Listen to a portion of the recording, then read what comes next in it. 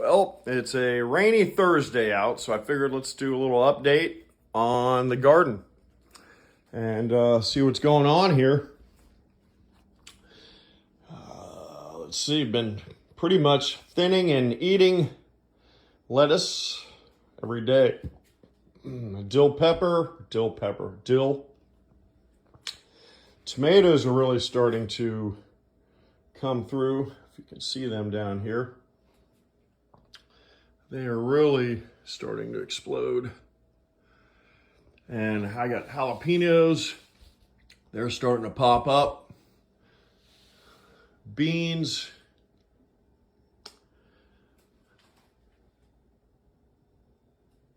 I mean, pretty awesome.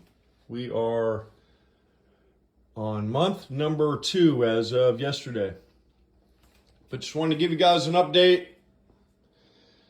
And I can actually put a link in the bio if anyone's interested, and you can save some money if you ever want to purchase one.